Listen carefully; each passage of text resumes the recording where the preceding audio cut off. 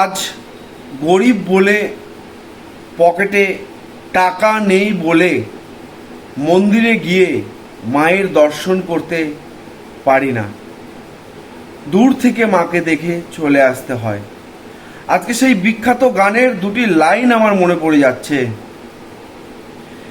ভেবো না হঠাৎ সামনে গিয়ে মায়ের চরণ দেব ছুঁয়ে, দূর থেকে ওই চোখের জলে মায়ের রাঙা পা ধুয়ে দেব।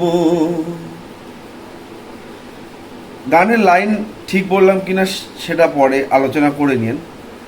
আমাদের দক্ষিণ দিনাজপুর জেলার অত্যন্ত জাগ্রত মা রয়েছে, প্রত্যেকেই জানেন।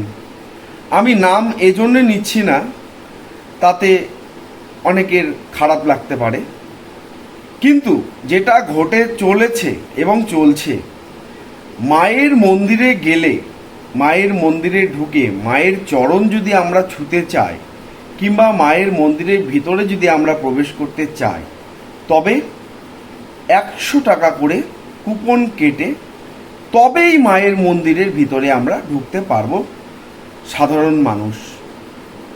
কিন্তু যারা ভিআইপি তারা ঠিক প্রবেশ করছে, তাদের ভিআইপি ক্যাটাগরি দর্শন করিয়ে এবং তারা ভিআইপি হওয়ার জন্যে তারা সহজেই মায়ের কাছে পৌঁছে যাচ্ছে।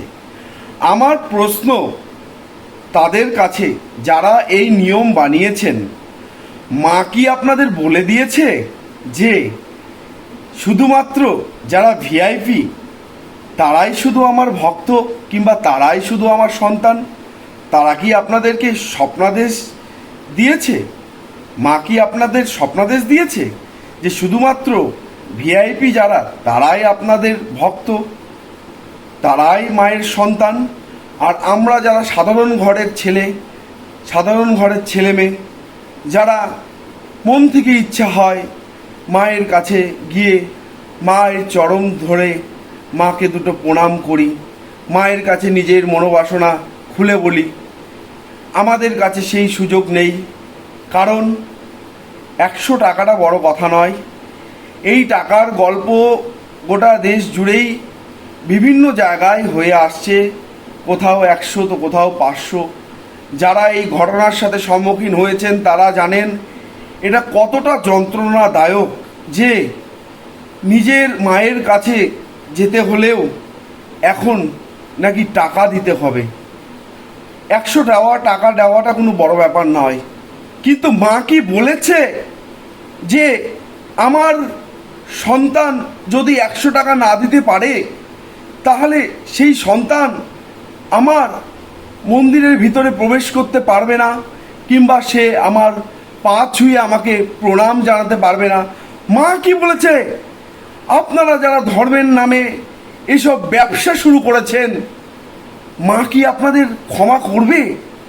মা কি আপনাদের ক্ষমা করবে? নিজেদের একবার বলুন, নিজেরা আয়নার সামনে দাঁড়িয়ে নিজেদের মুখটা দেখুন, মা আপনাদের ক্ষমা করবে না।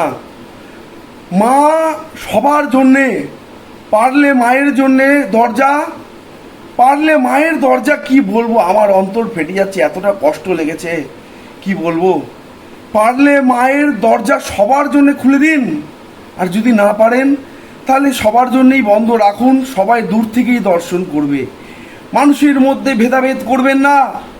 আপনারা বলেন মানুষে মানুষে আমরা ভেদাভেদ করি না, বলেন আমার মা সবার মা, কিন্তু আপনারা ভেদাভেদ করে দিচ্ছেন মানুষে মানুষে। মানুষে মানুষে ভেদাভেদ করবেন না। প্রত্যেকটি মানুষ সমান, গরিব দুঃখী বড়লোক সে যে মানুষই হোক, মানুষে মানুষে ভেদাভেদ করবেন না। মা এই অন্যায় সহ্য করবে না। কিন্তু গোটা দেশ জুড়ে যা শুরু হয়েছে, প্রত্যেকটি মন্দিরে যে ভিআইপিরা গেলে একটা আলাদাই পরিষেবা, আর সাধারণ মানুষের জন্যে একটা আলাদা পরিষেবা, মা সহ্য করবে না, করবে না।